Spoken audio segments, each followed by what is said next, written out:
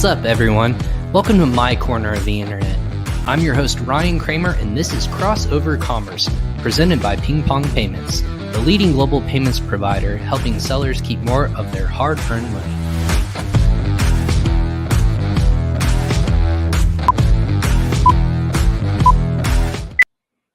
Happy Monday, everyone, and welcome to another episode of Crossover Commerce. I'm your host, Ryan Kramer, and welcome to 78 of this show presented by PingPong Payments. Quickly about PingPong, we provide marketplace sellers and entrepreneurs global solutions for controlling their domestic and international funds. An account with PingPong enables companies to significantly reduce their costs when receiving or making international payments all on one platform to increase their operational efficiencies. If you want to learn more, go ahead and check out that link below in the comments or the show notes to learn more about PingPong and how they can help your Amazon business save money. But thank you again for everyone who is joining us live on Facebook, YouTube, LinkedIn, and Twitter. We appreciate it. Or if you're listening to us via download on Amazon Music, Apple, Spotify, or Google Podcasts, truly anywhere where you can listen to a podcast, that's where I will be. Go ahead and just search Crossover Commerce and you will find us there. But do me a favor and like, follow, and share this episode to all of your network, because this is going to be a high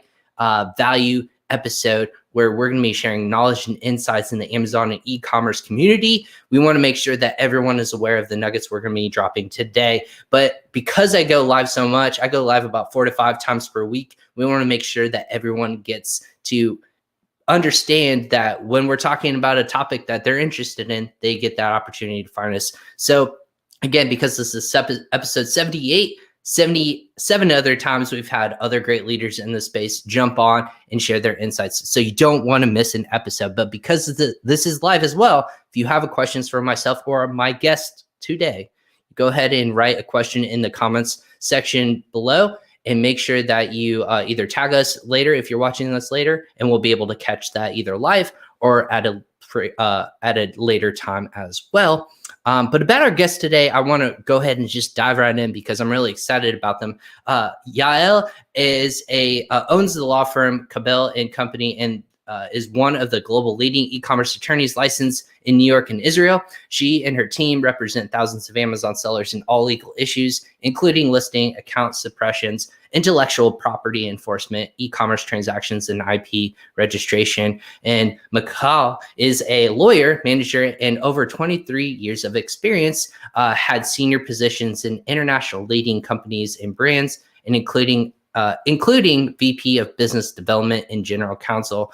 And she has managed and led various transactions and projects, including M&As, JVs, public offerings in U.S. and Israel. And together, they both formed Fortunet, which has been representing thousands of Amazon sellers on a variety of legal matters and are well known in the Amazon community over the last few years.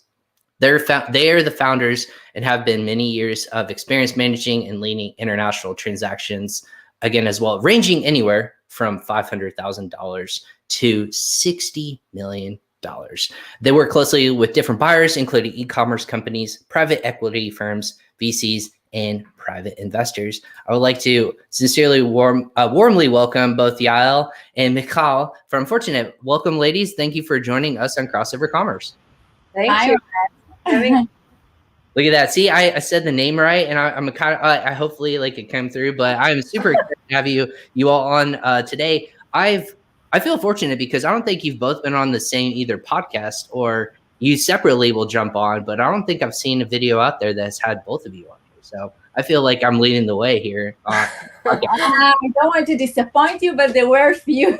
I searched for it and I was like, man, I might have both of them on for the first time in history. But no, that's perfectly fine. But you're right that we invest our efforts mutually only when it really pays off. Well, it's almost like a conquer and divide, right? Like you only have so much that one person can say, but you're both co-partners. You co-founded this amazing business that's just taking off like a rocket ship. So maybe one of you, if you can kind of jump in, and if people have questions, obviously make sure that you put in the comments section below about either one of them. But how did you guys like meet? Like what's that background leading up to where we are today? I'll start. Yeah, go for it. Okay. So we met. Michal was actually one of my clients. I was helping her with intellectual property when she was leading the business development in a large international company. And this is where we met in 2013. We knew we would do something together. And then I started my own firm around Amazon and helping sellers, just like you mentioned earlier. And in 2018, we realized that there was a need for an investment bank in our e-commerce space. A lot of sellers wanted to sell their business back in 2018 and even 17. It started already, and we wanted to form a company that really helps only the seller side and that advises the client from really the moment the seller plans an exit and thinks about an exit through all the process until they complete the sale. So Michal and I started Fortunet together, and with a third partner that's an ex-Amazon seller. He sold his business through us and then joined us. He's also a CPA originally. And since then, we've been dealing with deals of medium and large businesses. Our goal is again so brokering the deal is just a part of it. The main goal of the company is kind of maximizing the value of that exit. So it's a one-time thing. Sometimes a seller does it twice or three times, but it's a lifetime event. And we wanted to make sure that it's done correctly, and we created an entire process to make sure that the numbers are maximized. Do you want to maybe add, Michal, to that? No, I think that you describe it perfectly. Maybe just to add that today we're a team of around 16 people and growing. And maybe we'll discuss later what is our contribution, and then it will be more clear what each on our team is doing for the sellers. Right. So both of you started this back in 2017 and 18, and I keep telling people, buying your biggest asset, Amazon, your Amazon brand, if you will, has become really popular in 2020 and 2021. So what has it been like, that transformation with almost like a one-off, like almost the hidden side of Amazon? Now it's there's $2 billion plus in the space. There you have people throwing money around left and right. There's all these different, acquisitions, these companies that are out there. Like, I mean, you can list them off all over the place. What's it been like to see that transformation from beginning when you guys started this company now to where it is to even today? So when we started the company, it was clear to us that there is an M&A trend, the mergers and acquisition trend in this industry, and that it will grow. It was obvious because first of all, we saw the first transaction taking place, and also because we realized that there are great businesses out there with huge growth potential, and that the space is diversified. And it only made sense that there will be companies that will acquire those businesses. We started our first steps, I think, more or less, or just a bit after the first aggregators got into the play. So I think that we noticed this opportunity like them, but from a different direction. So we started the business. We had clients, starting as of the first day that we were on the field. Not in the same, of course, magnitude and number as today, but still. And actually, it was obvious for us that we are going to grow the business dramatically. We couldn't, of course, anticipate the COVID-19, which brought with it, additional huge penetration of the e-commerce in general and Amazon specifically. So it shortened for us at the time. It squeezed potentially. I don't know. I can only quote others that that estimated to be something development that's worth 10 years of a development into a few months. So probably this is what happened to us as well. The same needs, as Yael already mentioned, the same needs of an Amazon sellers when they sell their business existed then as they exist today. An uneducated Amazon seller, uneducated on anything which is related to the sale of the business only, because these are highly skillful people, but with no experience in selling their business. So the fact that these first-time players meet highly experienced players, which are the buyers, this was the reason for the formation of Fortunet. It was obvious for us that this difference in strength and capabilities and experience must be balanced, and this is our role in the game. So has 2020 been a good thing or a bad thing for mergers and acquisitions? Excellent. 2019 was a very nice year. 2020 was an amazing year. 2021 probably will be even much more successful. The opportunities are growing, more buyers, more sellers, more. Amazon business as an acquisition target became something which is more in the mainstream. You don't need to explain anymore why this is a business that someone would want to buy. It's I think that this becomes a common knowledge, and with that, more and more investors are getting into the playground, and gradually more traditional investors and players are entering this game as well. Interesting. So people keep seeing multiples like increase over time.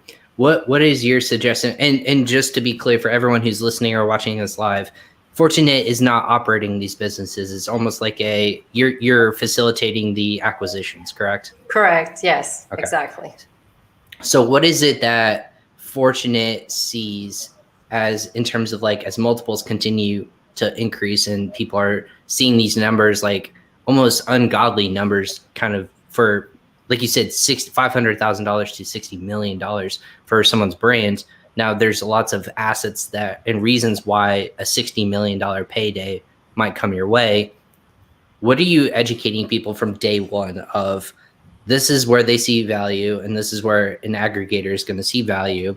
This is what you can expect from that in realistic expectations of this is your brand and you fall somewhere in between that $500,000 and $60 million or even more. Where does that education happen? And are you like resetting expectations or are you like crushing dreams or what is that like? People are like, I'm going to get $100 million from my business. And you're like, actually, it's really this. Is that what more it is nowadays?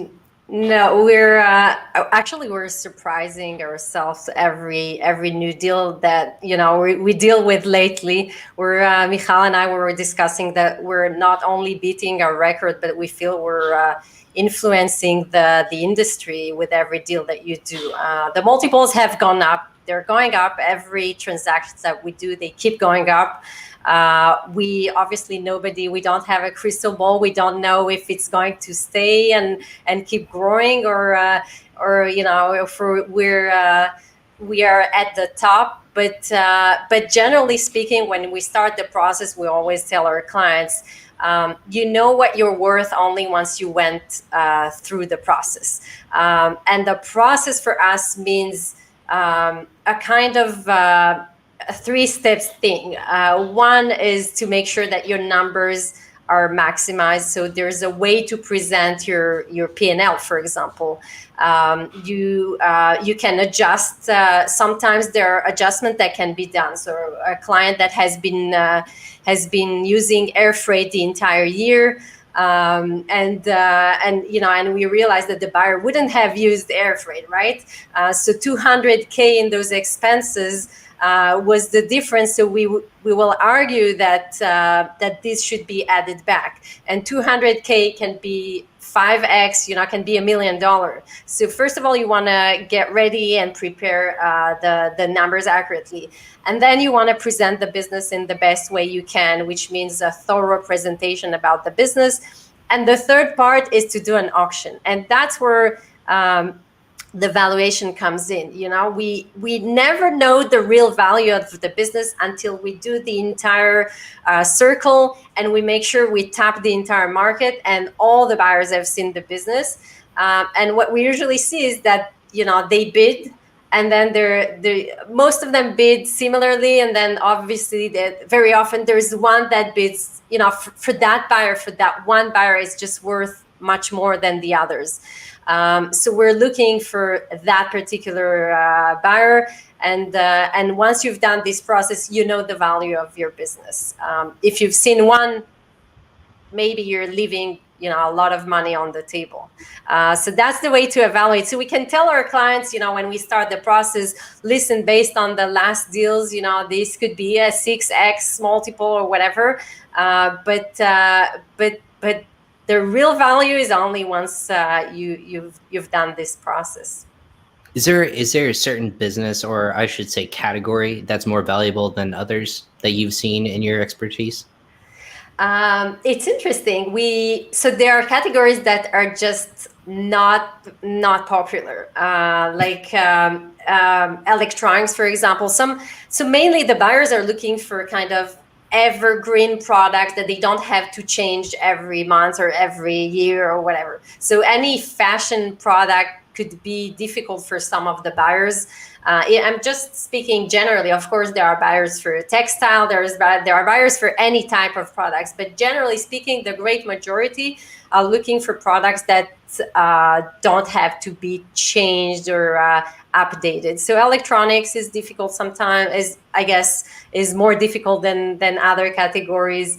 What's also less popular, so as I said, fashion, supplemental. Yes, supplements are, some of them love them and some of them hate them. They're very controversial, I'd say. So these are the categories that, some exclude, like food and things like that. But all the others are very relevant, I guess, equally. Right. So what is it that an aggregator in this sense, what are they going to be looking? So you said evergreen, they don't have to change it consistently.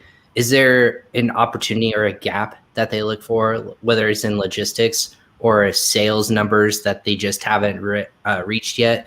Is there how do they see that opportunity that they know for a fact that they can either, grow it 2 times, 3 times, whatever that might be? What are the places that they're looking at? Is it just where that brand exists, the logistics and, manufacturing? Can you guys give some insight, or can you ladies give some insight into what they're looking for on that end? So I think that we see different approaches among different buyers around that.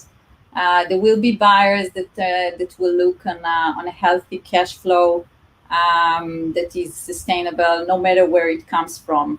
Others that are looking for brands that are more concentrated around a certain idea that can be developed much more around the same story. Each buyer is looking to get the comfort and the potential future growth of the business in different ways.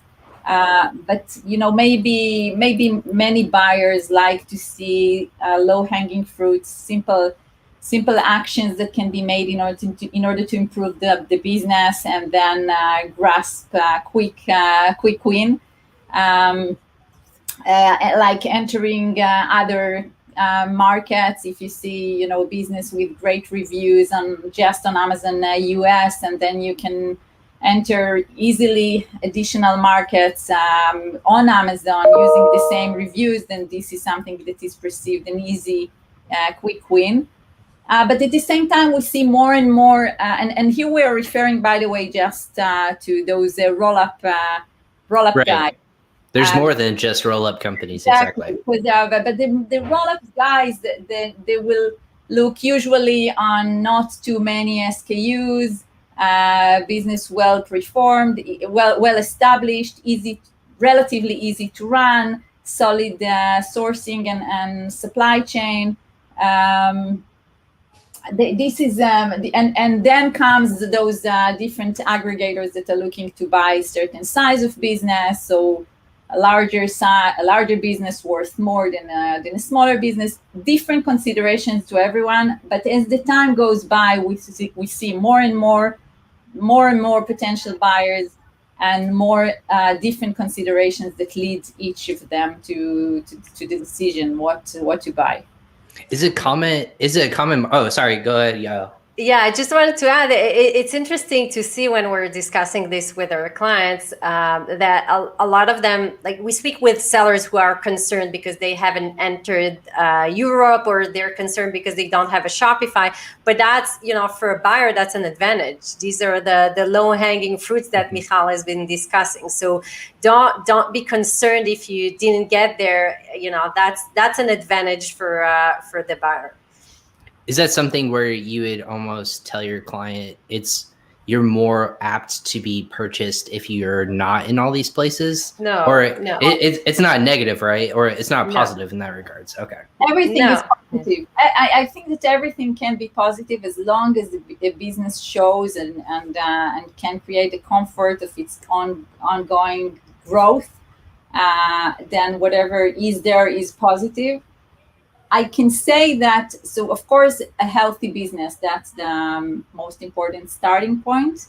But in addition to this, I think that a lot of attention to how you sell the business should be put, since this really creates a value. And actually, I think that it is worthwhile to create some unique story around the selling of a business. So in some occasions, for example, we are integrating different businesses in order on paper, just to sell them together, and this way to enjoy from the multiple which is allocated to larger businesses, with integration between them that creates additional value. Sometimes we would sell a business based on the future projection that we can build with the seller. The idea is in each case, to find the right way to make it a unique story. And actually, a unique story is hidden behind many of those businesses. So you just need to disclose it to reveal what is there. Right. And I found the most fascinating thing is, as time wears on, all the different ways that you can exit your business in terms of payouts, right? I think there's 3 major ones, or maybe there's even more now. There's the just cash payout, or like buyout, like you get a check for all the assets, your inventory, everything like that, cut ties, and everything is pretty much severed from that capacity. What are the other 2 that people may not be as familiar with? You're hitting different goals and metrics along the way over the course of a year. I forget the exact phrasing that might be. Is that a commonality? Yeah. Does that make sense? Maybe I'm not explaining it correctly.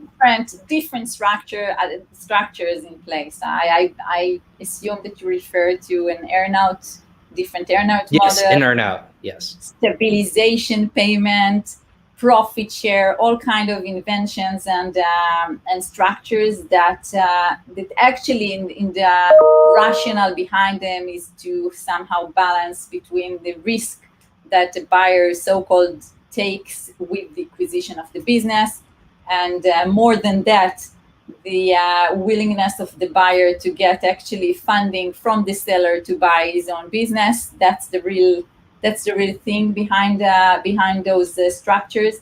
And from the seller side, there is the need to mitigate those structures and find actually better structures that create any future potential payment to be certain, or as certain as possible. Mm-hmm. And the structures that we see and that we create and that with different buyers, which we don't invent, of course, but we just import them from traditional mergers and acquisition transaction in different sectors. These structures this is what create the difference. So make it like a bird on the tree, to as some guaranteed payment. So no deal identical to the other, at least according to what we see.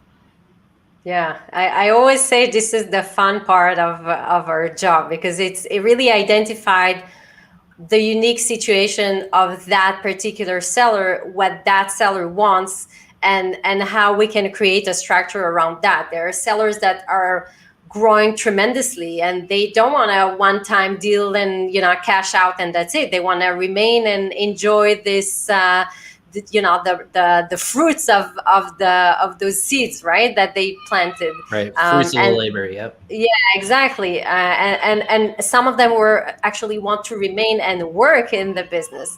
So it really depends on the seller. And some of them told us, tell us, I just want out. I just want everything up front, and I don't want to hear nothing about any earnout. So I guess, the more flexible you are in the transaction, it opens up, of course, more opportunities for more buyers and more structures. But the big thing is really listening to what the seller wants. And I think that it's been interesting to see the development of the sellers, because 2-3 years ago, Michal and I were selling those businesses, and all the sellers were telling us, I just want out. I will never work with anybody else. I'm, it's me. I became independent to be independent. And now we're seeing more and more sellers growing, and they know the potential of what they built, and they still want to remain in the business, or they're looking for interesting partners, and they see these great large e-commerce companies speaking with them, or private equities. So the development is interesting, and for us it just opens up many possible transactions. Interesting. And we actually had someone who commented in. It's pretty long, so I just wanted to go ahead and just read it. Sure. From Joe on Facebook. He said, the people I associate with that purchase businesses, including e-commerce companies, still feel that Amazon-only businesses are a questionable investment because of Amazon themselves. They wouldn't purchase Amazon-only businesses. They're buying Amazon businesses that have a solid off-Amazon business, and a mailing list is mandatory. Amazon can and does shut down businesses. That's suspension at a whim. Your email list is the only true asset an e-commerce entrepreneur actually owns. And he had a couple more things, but it cuts off for myself. So, Joe, I appreciate the comment and the narrative. When you have people who say that, is there a lot of truth to what Joe said? Is it Amazon or these acquisitions people are purchasing the brand, but also the operations and more of the possible audience reach? Is that more of what they're purchasing, instead of I built my brand and it has my face on it and almost the story in the background? That's not what they're buying. They're buying more of the hard work that I put into getting customer acquisition and the opportunity to get this audience share. Is that what they're buying? So they buy an Amazon business. What you buy there is the long-term assets that have been built by the seller. These would be the brand supported by listings with reviews. So as much and also the sourcing. So your relationship with suppliers. Sometimes there are also differentiated products, some innovation on the product side. So that's an additional layer. But even if we refer just to the basic, when we're discussing about private label businesses, then if you see an Amazon business with multiple reviews, positive reviews, this is a real barrier for competitors. This is a great starting, whatever point or whatever stage this business is at. This is still the starting point for the next jump and growth, because you can launch additional products with based on what is there, and keep on developing your own your existing listings. So thinking that Amazon is a risk, existential risk that may endanger the whole existence of your business, this is always, it can be always a valid concern. But with the time, we see that Amazon is here to stay. It became the e-commerce arena in big parts of the world, at least. So it's it's fearing from Amazon. It becomes like you can fear from your own banks, from your own country. Some disasters can happen, but this becomes more like force majeure. Okay, so all of us are subject to force majeure events. This is the case also with Amazon businesses. Maybe Yael has a different view. Yael, she's the expert because she's seeing on a day. The bad, the good, the bad, and ugly. And I guess in that point, Yael, is it your business? It's not. People are selling their businesses. I guess this is 2 points. People are selling their businesses if they're Amazon only sellers, correct? Is that a true statement? Yeah. If they're, I mean, you can sell it if you're an Amazon only seller. There are tons of buyers for that. You can sell it if you have both. Everybody knows that Amazon doesn't give the customer list. These are not your clients, right? Right. But there's an asset, just like Michal has described. I mean, a buyer comes in, and it was a $5 million revenue business, and you continue and you get in the seller's shoes, and you still have this $5 million business. Now, as Michal said, I have my own perspective. When you at the law firm, that's my second hat, right? At the law firm, we deal with suspensions, and we deal with suspensions of private label and of wholesaler, resellers, drop shippers, any kind of seller. And I can tell you that, on my perspective, the number of private label businesses that are just completely closed or shut down, where they lose their business, I don't see those. I mean, you can count them on probably one hand, and that's my law firm, and many cases come in. So there are the disasters, but in most cases, there's if you're suspended, you can go back in, or you can I haven't seen many sellers just, okay, I'm suspended, and buy businesses going, I had $5 million and now I have nothing. That just doesn't happen. You find ways to come back, to appeal. You explain to Amazon, and you come back. So these are extreme cases, and buyers are taking that into consideration when they're doing their due diligence. They need to make sure that it's a valid business, that it's not a black hat business, right? If it's a black hat business and all the reviews have been gained by paying the reviewers, then obviously one day you can wake up and those 5,000 reviews or 10,000 reviews will be zero. But that's something that you usually see. There's the regular rhythm, the regular pace of those reviews. So these are things that generally you see if that's extreme. So far we haven't seen a horror story, at least in those sales, but I'm sure there are exceptions. I just look at the general picture. Yeah, I was going to say, is there? Oh, go ahead, Michal. Yeah, I just wanted to add on that maybe we do see in some cases that part of sellers' motivation to sell their business is because that in the back of their mind they they're afraid. They're like, I gotta get out. Yeah, there is some risk here, and it's kind of a win-win because from the buyer side, at least from those aggregators, it makes sense to buy as many businesses they can, because then the risk is very much mitigated by the diversification. Whereas for a single seller holding one or two brands, the risk obviously is, even if it's not that big, it's higher. Yeah, and just resetting the room, or I said room. Like, listen to me. I'm on Clubhouse. For everyone who's tuning in to, this is what I get for listening to this on the side. For everyone who's watching on social media, on LinkedIn, YouTube, Facebook, and Twitter, we have Michal and Yael of Fortunet, and we're talking about Amazon exits in 2021. And we've already had a lot of good people chiming in. Excellent talk. So we appreciate you chiming in. A quick departure from the whole exit part, because you're both attorneys and experts in the field. We had a question come in from one of our friends of the show, somewhat off topic. Francois, he said, how can a new seller with an original design truly protect their IP as a caveat when sourcing from overseas factories? Is that something that you don't? To complain that this is a misuse of the participation of Yael here. I know.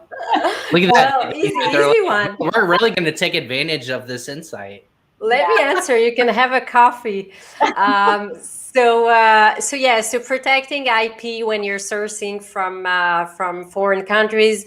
So you're selling in the U.S. Most of the sellers are selling in the U.S. Maybe you're selling in Europe. You have to focus on the country in which you sell. So if you're sourcing from China and you're selling in the U.S., first priority is to protect the product in the U.S. You also want to protect it in China for various reasons, in particular to avoid others, kind of stealing your IP and securing a registration there before you do. But the main priority is the U.S. and there are several types of protections. So there's utility patent if that's a unique invention. There's design patents if it's a unique shape of the product. This is the protections that we see the most with Amazon sellers. If you have a unique design for your product, then you want to protect the shape of the product through a design patent. And the third one is a copyright that protects graphic designs, images, and any of the like. Trademark, most of the sellers know what a trademark is. That protects the brand. So there's a lot to do and to protect if you invented something. And that's, by the way, something that we discuss a lot during the exit. The multiples take into consideration IP. If you have a unique design, if you have a unique graphic design, if your product is exceptional, then you should think about protecting this, because buyers tell us again and again that they value intellectual property. So it can be worth, it can cost you, I don't know, $2,500 to get a design patent, but then it brings you $200K in the valuation. So makes sense. I was going to say, is there a scale like that will say, hey, this is just another asset that when they put it into your, laundry list of things that you're looking to exit from, this will add incremental value by this much? Is there a typical, it just really depends, right? How, if you have this sort of protection, how much that can give you later down the road? There's no specific number. I don't know if you're hearing my kids screaming in the background. It's fine. That's what working from home is all about, right? Just making sure. As long as there is no fire, don't. Exactly. Just let us know if you need to run somewhere. Right. So there's no number for IP or any specific asset, but we just see the difference, and it may bring just more buyers bidding on that business. So a business, without it can get, 15 offers. And then that one with IP, suddenly we see many more offers, and it gets them more excited because they have, they can prevent others from using your product basically. So that brings a lot of value. Interesting. Yeah. And then Francois actually had a follow-up, and he said, is patent just giving you the right to sue? Most sellers often don't have money for litigation.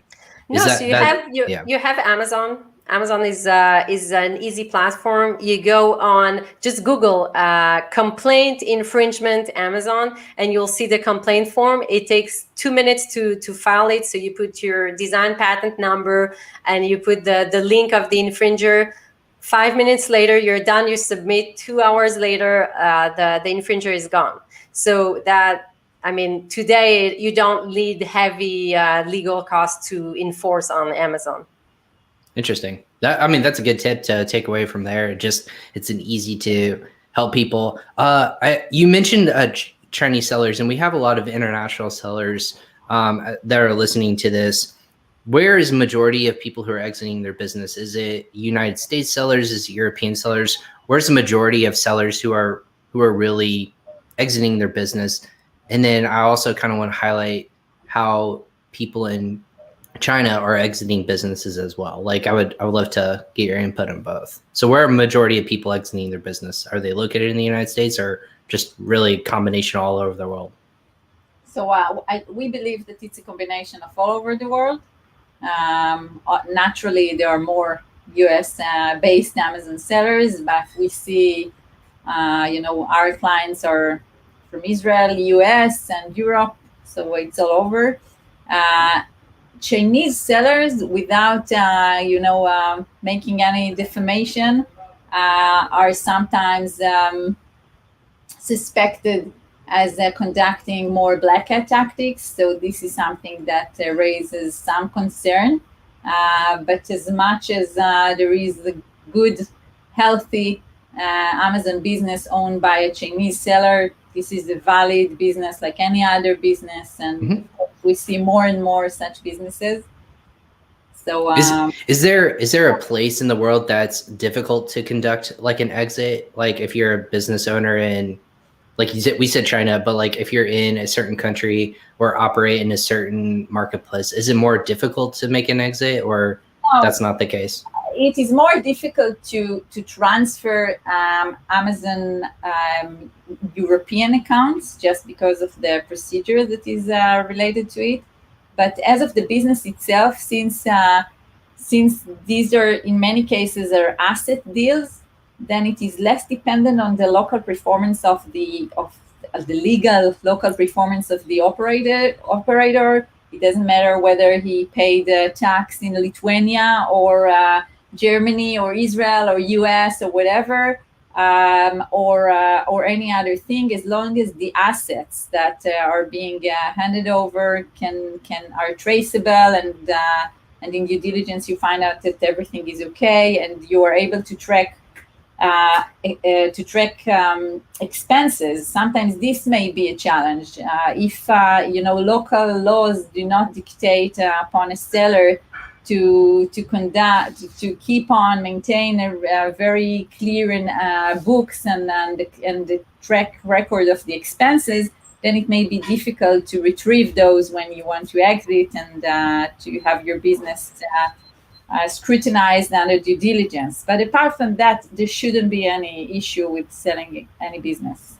What's a clean book look like? Because that phrase comes up so much. And when people say clean books, obviously that means numbers working. They make sense, right? There's not $100,000 missing like from where you're operating like in terms of revenue, and then it just doesn't equate. What does clean books look like for both of you? It's not so much about clean books, I think. It's about clean ways of operating the business. You need... Phrase better. Yeah. Doing business legitimately. Yeah, exactly. So first of all, it's more about how you manage your Amazon business. When we're focusing on Amazon accounts, then again, how the reviews have been obtained and how compliant the seller is with Amazon terms of sales. That's in short, this is a very important thing. As much as your seller performance is more remote from the terms of sales, it means that the business is at a higher risk, and this decreases value.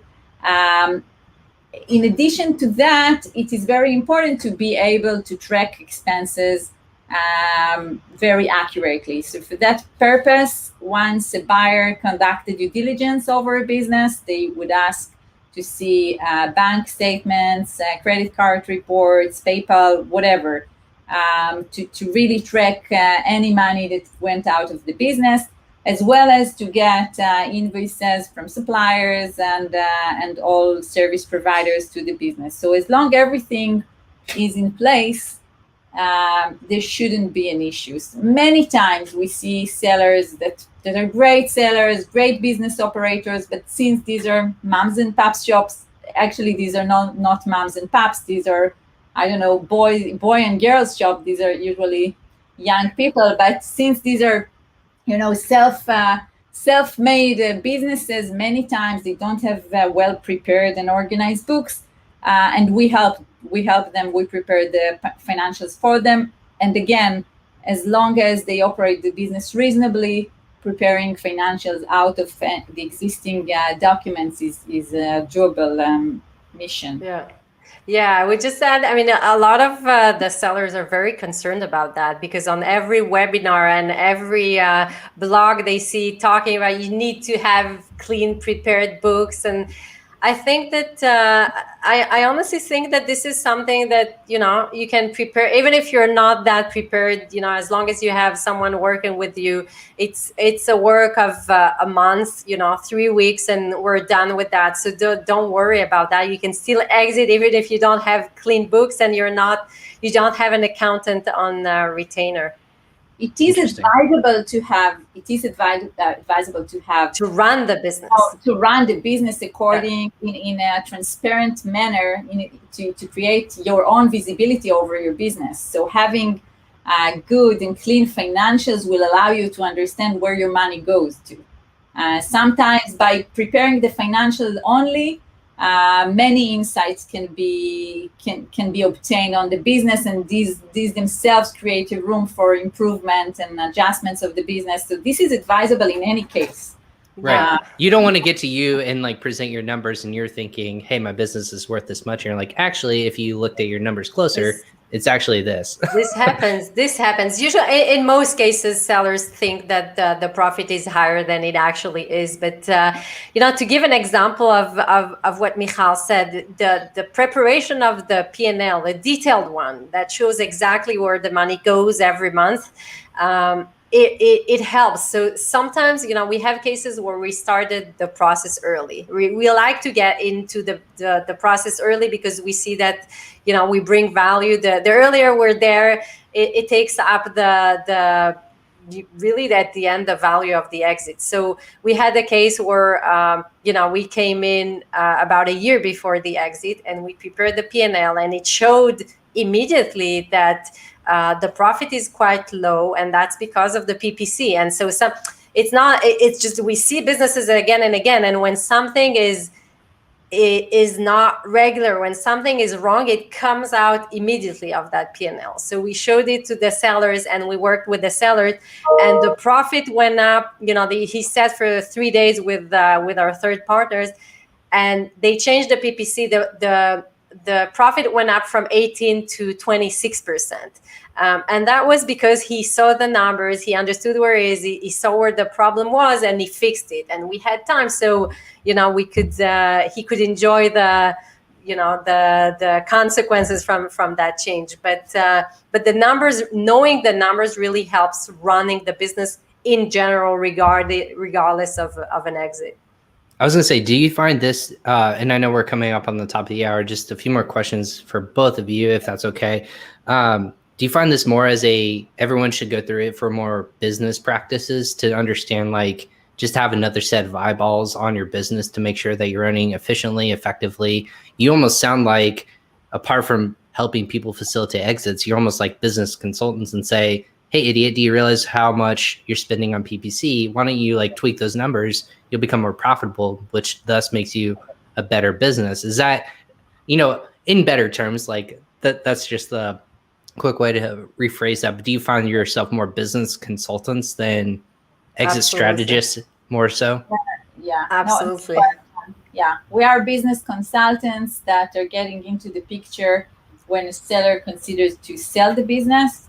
As soon as we start, as much as we start the process earlier, the impact and benefit from our services is greater. In our case, specifically for Fortunet, we have on board, we have the Amazon thorough understanding with the Yael vast experience in that. We have lots of financial expertise, M&A expertise, legal expertise, and with all of that we can contribute. And of course we have the accumulated experience and acquaintance with different businesses on the Amazon space that gives us, I think, a very broad perspective So with that, when we come and dig into a business, we find out that we have a lot to contribute, and we are happy to see that this is paying off. We like the work with the sellers around that, and part of our service is to consult the business on its operation, and also to decide together on the strategy around selling, and those things are related one to another. You have to decide when is the right time to sell, and this decision cannot be made without deep understanding of your business and its projection.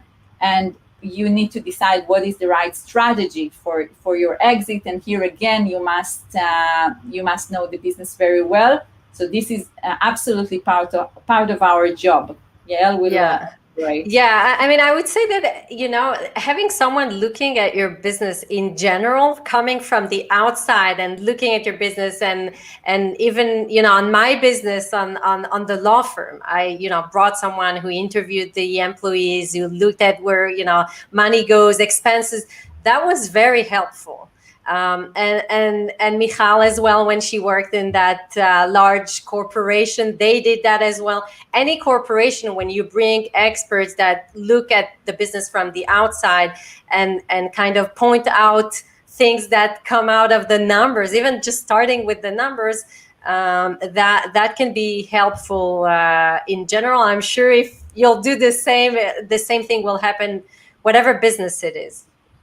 I love that. And then quickly before the top of the hour, because I know you two are really busy, David Carroll wanted to say hi to both of you. And also quickly, if you could go over the risks and best practices of transferring and seller central account from buyer to seller.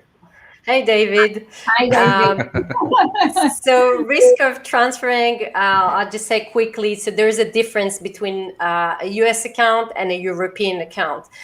For U.S. accounts, what most buyers do is they ask for Amazon's permission. Very important. Without the permission, you're not allowed to transfer an Amazon business. So the buyers ask for the permission, and they do it step by step, working with Amazon on that transfer.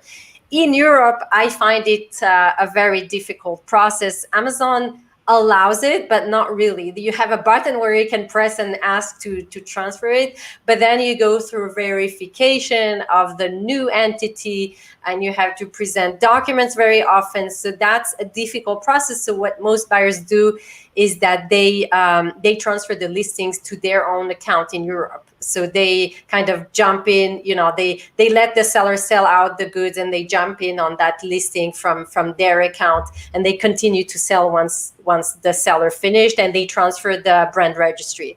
That's what most buyers do for Europe. Awesome.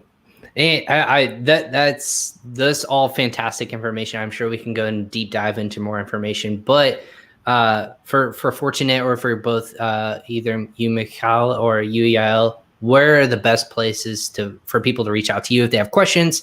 We put your website in the show notes below, and then also your LinkedIn profiles and links to that. Is there any other place where they should reach out to you, or just inquire about business, or just have questions? Yeah, I mean, the website or email, Yael@fortunet.net or Michal@fortunet.net. That's amazing. And quickly, where did the name Fortunet come from? So it took us about 6 months to find it. So every time I was suggesting a name, and she hated it, and then she suggested a name and I hated it, and then I said something around fortune.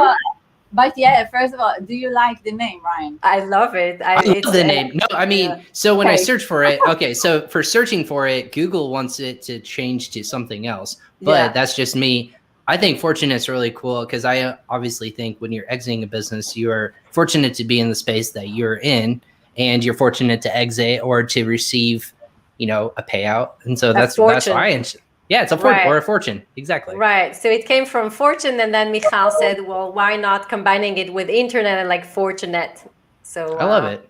Yeah, that's awesome. And I was gonna say, do you think that this is a space that will continue to kind of grow as time, or do you think like there'll be this quick growth, and then people almost kind of either partner up or team up, or you'll see other ones drop off the map? Because I feel like there's this really big growth of, brokers, sellers, aggregators, things like that. do you think everyone will kind of like resettle down and find a baseline again, or will continue just to elevate? I think that good and strong will survive. It's really a matter about educating sellers of the importance of this service around selling their business. And once they are well educated, they will be also able to choose between the different offerings that are in the space. We think that this is a crucial service to the process. You know, if you were a CEO of a Fortune 500 company and you want to sell the company, you take an investment banker. So if you are a seller, you know, Amazon seller with a business worth of 10, 20, 50, 75 million dollars, you shouldn't sell your business by yourself as well. So we believe that we're sitting on a highly important place. Oh. And that's as long as we keep on providing good services, the demand will be there. Yeah. I'd say, you know, just to finish, I think that this industry is going to be bigger and smarter. The transactions are going to be more interesting as we see now, just more possibilities, more buyers, more different kind of buyers, and different needs. That's what we're going to see. I think that sellers hear more and more about this area, and they become educated with time, and as I said, smarter and larger. Well, I'm very fortunate. Look at that. See, had to play in the name. To have both of you on today. This is fantastic stuff. And I'm super appreciative to have your insights to share on this show for everyone who is listening live and it will listen to this later. Again, for everyone, check out Yael and Michal on Fortunet.net. And again, make sure that you're going to their website to ask more information or just send a general inquiry. Thank you so much, ladies, for hopping on today and sharing your insights on the show. Thank you. It was fun. Yeah, I appreciate it. Thank you so much. And if you hold on right there, I'll make sure I chat with you afterwards. But for everyone who is new to the show, if this is your first episode or this is your 78th episode, we appreciate you joining us live on Crossover Commerce. Again, I'm Ryan Kramer. I go live about 4 to 5 times per week. This week we have more.